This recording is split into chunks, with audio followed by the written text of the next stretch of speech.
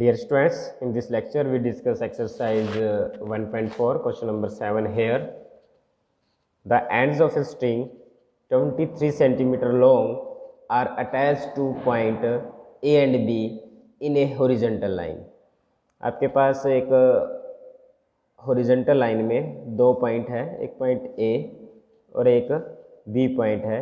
इन दो पॉइंटों के बीच में इन दो पॉइंटों पर एक स्ट्रिंग लटका दी गई है इस टाइप से। ठीक है, एक क्या है आपके पास, एक स्ट्रिंग को टाइड कर दिया गया है इन दो पॉइंटों पे। ठीक है, इन दो पॉइंटों पे the ends of a string 23 centimetre. ये जो स्ट्रिंग है जो इन दो पॉइंटों पे लटकाई गई है, इस स्ट्रिंग की जो लेंथ है बच्चों वो क्या है, 23 सेंटीमीटर दे रखी है। Okay, a weight of 51 gram is fastens to the point C of the string. इस स्ट्रिंग पे कोई भी एक पॉइंट सी है और इस सी पॉइंट पर हमने क्या है बच्चों, एक वेट लटका दिया गया है और वो वेट कितना है, 51 ग्राम है। अगर ऐसा है, find the tension in the string, तो वेट लटकाने की वजह से इस स्ट्रिंग में जो टेंशन प्रोड्यूस हुई वो हमें फाइंड आउट करनी है। ओके, तो इसलिए ये इस टाइप से हो जाएगा कि मान लिया कि पॉइंट आपके पास ए और बी पॉइंट है और इस पॉइंट पर आपने ए और बी के बीच में आपने एक 23 सेंटीमीटर की स्ट्रिंग लटका दी गई है, उस पर एक वेट लटका दिया गया है। वेट लटकाने की वजह से वो स्ट्रिंग है बच्चों नीचे आ जाएगी, तो आपके पास जो शेप है ऑलमोस्ट इस टाइप से हो जाएगी। ओके स्टूडेंट्स, ये पॉइंट आपके पास सी है और ए सी बी हमारे पास किसका काम करेगी, आपके पास स्ट्रिंग का काम करती है। ए सी बी हमारे पास एक स्ट्रिंग है। Find the tension in the string, इस यहाँ पर एक वेट लटकाया है अपने W जो 51 ग्राम्स का है और इस वेट की वजह से इस पार्ट में जो टेंशन प्रोड्यूस हुई वो T1 ले लेते हैं, इस पार्ट में जो टेंशन प्रोड्यूस हुई वो T2 ले लेते हैं। ए और बी जो पॉइंट थे जिनके बीच में हमने स्ट्रिंग लटकाई है उनके बीच का डिस्टेंस आपको क्या दे रखा है बच्चों, 17 सेंटीमीटर दे रखा है। सी पॉइंट का डिस्टेंस दे रखा है कि जहाँ पर हमने वेट लटकाया है ए टू सी, तो ये जो टोटल लेंथ है यहाँ से ए से लेकर सी तक की वो 8 सेंटीमीटर है। बट टोटल स्ट्रिंग की लेंथ तो आपके पास कितनी थी, 23 सेंटीमीटर। 8 सेंटीमीटर इधर रहेगी तो यहाँ पर हमारे पास कितनी रह जाएगी, 15 सेंटीमीटर। क्लियर है? ओके, यहाँ से एक लाइन ड्रा कर लेते हैं। ओके, और अभी हमने क्या देखा इस ट्रायंगल में, इस डायग्राम में हमने ऑब्जर्व किया कि अगर आप देखें कि ए सी का स्क्वायर और प्लस बी सी का स्क्वायर की वैल्यू निकालें, ए सी का स्क्वायर मीन्स 8 का स्क्वायर, बी सी का स्क्वायर मीन्स 15 का स्क्वायर, 8 का square 65, 2 to 5 which is equal to 289 and that is equal to 17 का square means that is equal to A B का स्क्वायर। तो इसका मतलब ये क्या है, A C square plus B C square is equal to A B square means it is a right angle triangle. तो इसका मतलब triangle A B C is a right angle triangle. Okay, हमें ये पता चल गया ये जो ट्रायंगल है वो एक राइट एंगल ट्रायंगल है। और क्या देखते हैं इसमें, राइट एंगल ट्रायंगल है, पॉइंट सी से हमने इसके ऊपर क्या डाला बच्चों, एक परपेंडिकुलर डाल दिया। और राइट एंगल ट्रायंगल है तो 90 डिग्री का एंगल कौन होगा, हाइपोटेन्यूस के सामने वाला एंगल। ये एंगल हमारे पास टोटल क्या है बच्चों, 90 डिग्री का एंगल है। अगर इस एंगल की बात करें, अगर ये एंगल ए है और ये एंगल आपके पास 90 डिग्री है, तो ये वाला एंगल क्या होगा आपके पास, 180 माइनस 90 माइनस ए, तो that angle is equal to 90 minus A. और ये वाला एंगल क्या हो जाएगा, स्ट्रेट लाइन पे बना हुआ एंगल का जोड़ 180 डिग्री होगा। और ये एंगल 90 माइनस ए है तो ये एंगल क्या होगा, 90 प्लस ए। सिमिलरली इसी टाइप से अगर ये एंगल बी है, ये 90 डिग्री से रिप्रेजेंट करे, तो ये जो एंगल है वो क्या हो जाएगा हमारे पास, 90 माइनस बी। और ये वाला एंगल हमारे पास क्या हो जाएगा, 90 प्लस बी। ओके, और ये जो कंप्लीट सिस्टम है बच्चों, कंप्लीट सिस्टम हमारा क्या है, इक्विलिब्रियम पोजीशन में है। तो अगर इक्विलिब्रियम पोजीशन में है तो हम क्या है बच्चों, लेमिज थ्योरम अप्लाई कर सकते हैं। तो नाउ अप्लाई द लेमिज थ्योरम। तो देयरफॉर बाय द लेमिज थ्योरम के करस्पॉन्डिंग एक आपके पास T1 है, एक T2 है और एक वेट W है। T1 की बात करें, ये T1 है तो ये वाला एंगल आएगा और ये वाला एंगल कितना है, साइन ऑफ 90 प्लस बी है। अगर T2 की बात करें तो ये वाला एंगल आएगा, ये वाला एंगल कितना है, साइन ऑफ 90 प्लस ए है। W की बात करें तो ये वाला एंगल आएगा, इन दोनों के बीच का एंगल क्या है बच्चों, 90 डिग्री है, तो साइन ऑफ 90 डिग्री। तो यहाँ से T1 साइन 90 प्लस बी को क्या लिख सकते हो, कोस बी लिखा जा सकता है। T2 के साथ 90 प्लस ए को क्या लिखा जा सकता है, कोस ए डब्लू, साइन 90 की वैल्यू 1, तो देयरफॉर T1 किसके इक्वल आ जाएगा, डब्लू इंटू में कोस बी, डब्लू की वैल्यू पता है 51 और कोस बी की वैल्यू क्या होगी बच्चों, कोस बी होता है आपके पास C square plus A square minus B square divide by 2ac, और ए बी सी क्या होते हैं, ए के सामने जो साइड है वो ए होती है, बी के सामने जो साइड होगी उसको बी बोलते हैं, और सी के सामने जो पॉइंट है उसके सामने जो साइड है वो सी होगी। तो इसका मतलब ए का काम तो कौन करेगा, 15 करेगा, और बी का काम कौन करेगा 8, और सी का काम कौन करेगा 17।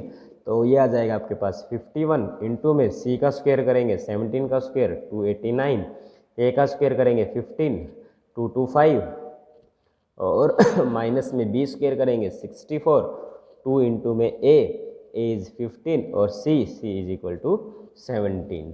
ओके स्टूडेंट्स, तो ये हमारे पास आ जाएगा 51 मल्टीप्लाई बाई 450 आ जाएगा, इसको सोल्व करके देखेंगे तो ये बच जाएगा 2 इंटू 15 इंटू में 17, 15 17 3 ज़ा 51, 3 पे ये 5 आ जाएगा, 5 पे ये 90 आ जाएगा, 2 पे ये वैल्यू क्या आ जाएगी बच्चों 45 डिग्री, सॉरी 45। तो T1 is equal to 45 grams wait.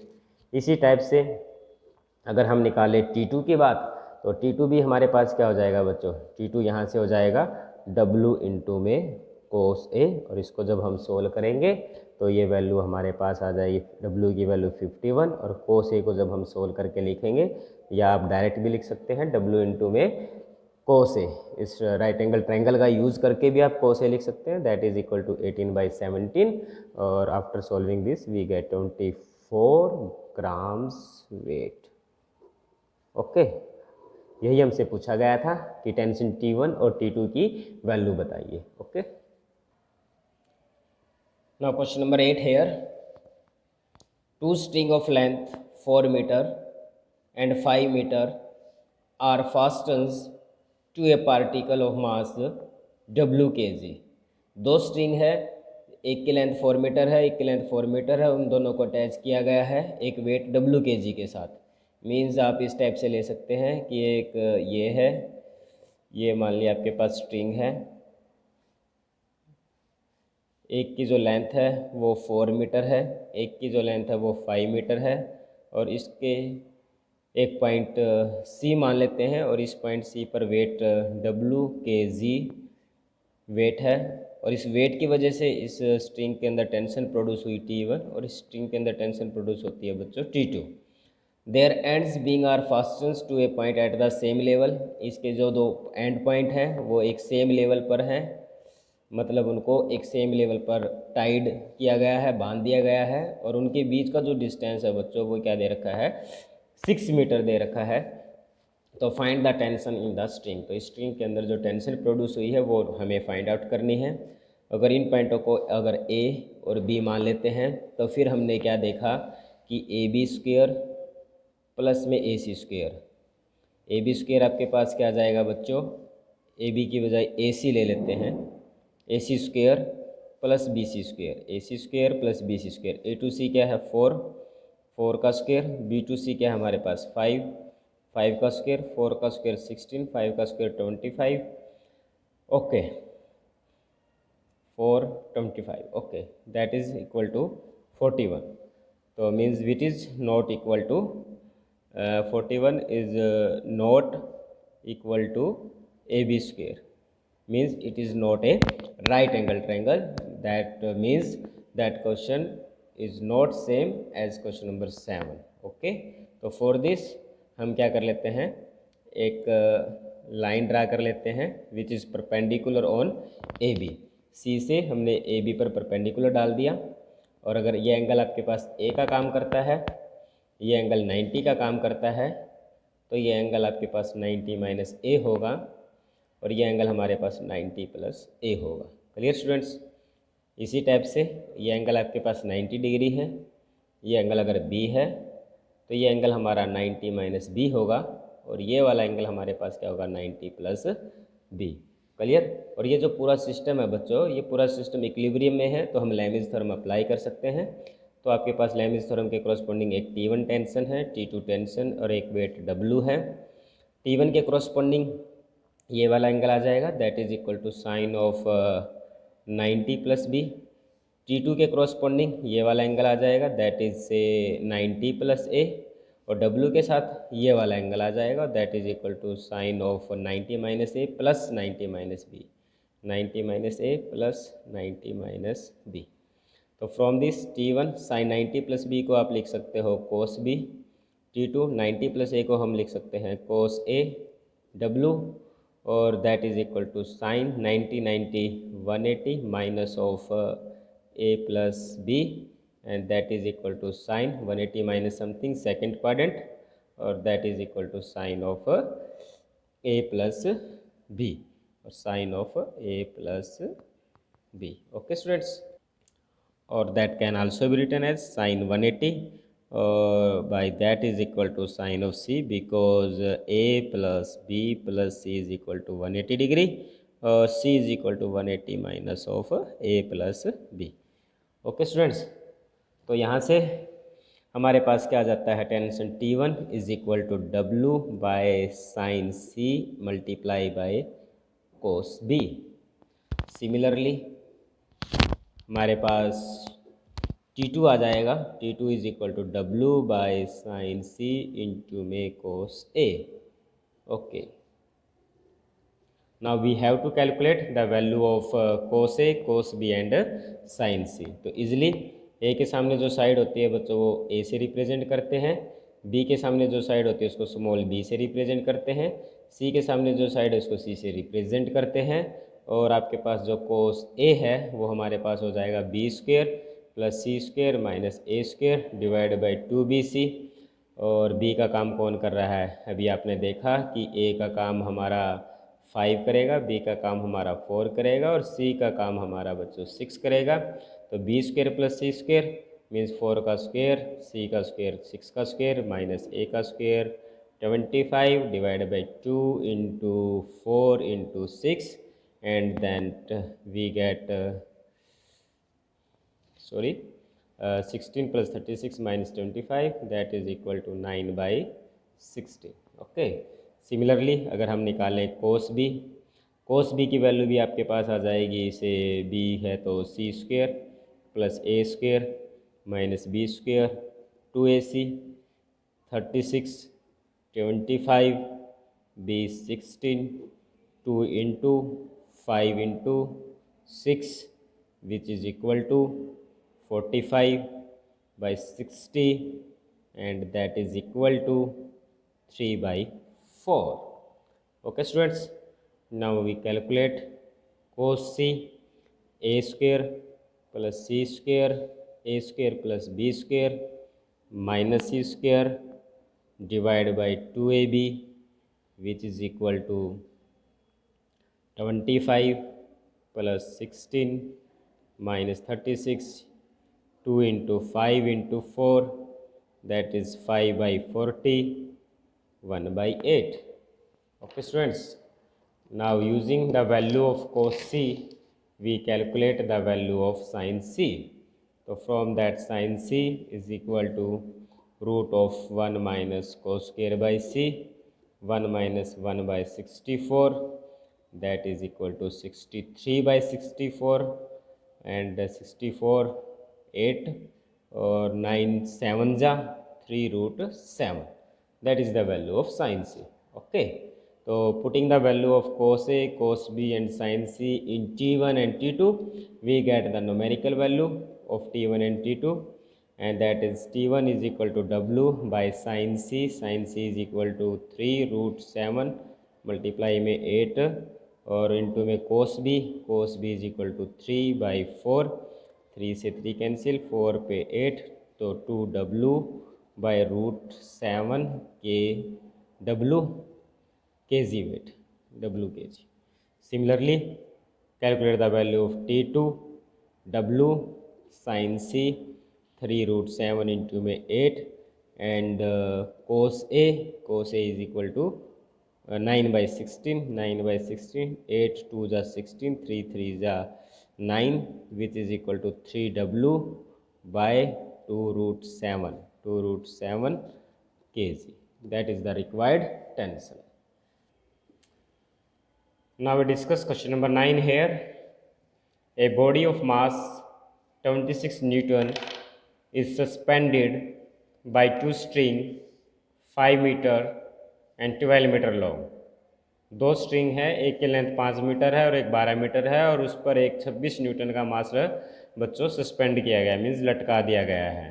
तो मान लेते हैं कि आपके पास एक स्ट्रिंग है जिसकी लेंथ आपके पास 5 मीटर दे रखी है, और एक स्ट्रिंग है जिसकी लेंथ आपके पास थोड़ी 12 मीटर दे रखी है, 12 मीटर है, और उन पर एक वेट है जिसकी वैल्यू आपके पास मास है, that is equal to 26 newton, और इस पॉइंट को हम एज्यूम कर लेते हैं बच्चों C. Their other end being fastens to the extremities of a rod. ये जो स्ट्रिंग है, इस स्ट्रिंग के जो अदर एंड हैं उनको एक रोड की हेल्प से बांध दिया गया है। ये आपके पास क्या है, एक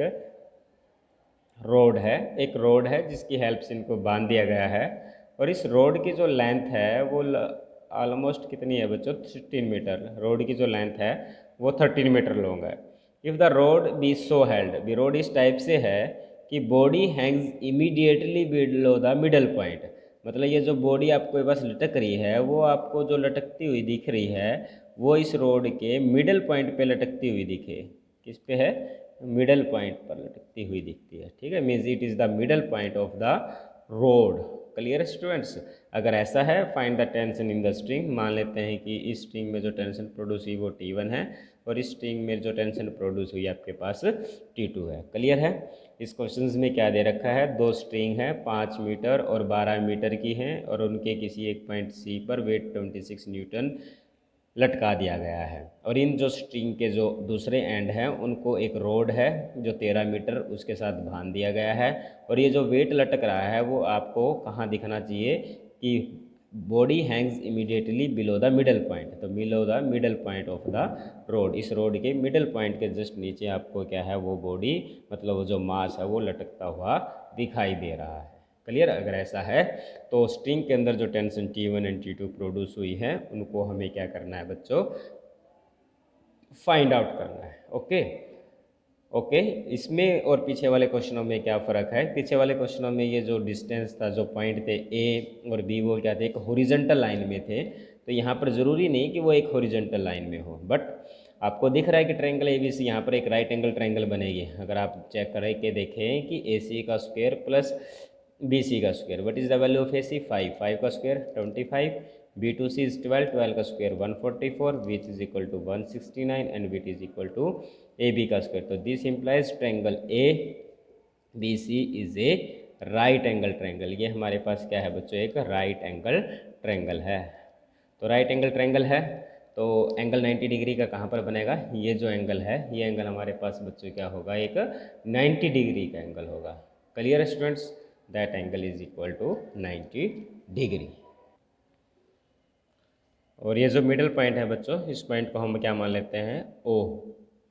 तो O is the middle point of the hypotenuse. मान लिया कि आपके पास इस टाइप से कोई भी एक राइट एंगल ट्रायंगल है, और ये पॉइंट ले लेते हैं A, B और C, ये इसका मिडल पॉइंट है। तो इसका मतलब O to A is equal to O to B। अगर O इज हाइपोटेन्यूस का मिडल पॉइंट है तो OCB के भी क्या हो जाएगा, ये इक्वल होगा। तो हेयर बच्चों, हेयर क्या है, ज्योमेट्री का रिजल्ट यूज कर रहे हैं। O is the middle point, A is the middle point. Middle point किसका है, middle point of hypotenuse is the hypotenuse of A right angle triangle, of A right angle triangle. अगर ऐसा है तो आपके पास क्या हो जाएगा, O to A, middle point है तो O to A is equal to O to B, और that is also equal to O to C। Okay students, OA, OB और OC इक्वल है। अब आपने क्या देखा, ट्रायंगल OAC में OA और OC सेम है। अगर साइड इक्वल हैं तो वो सामने वाली साइड पर एंगल भी क्या बनाएंगे बच्चों, सेम बनाएंगे। तो अगर ये एंगल A बनता है तो ये एंगल, ये वाला एंगल भी क्या बनेगा आपके पास, A ही तो बनेगा। इसी टाइप से ट्रायंगल OBC में OB और OC सेम है, OB और AC सेम है, साइड इक्वल हैं, तो सामने वाली साइड पर एंगल क्या बनेंगे, सेम बनेंगे।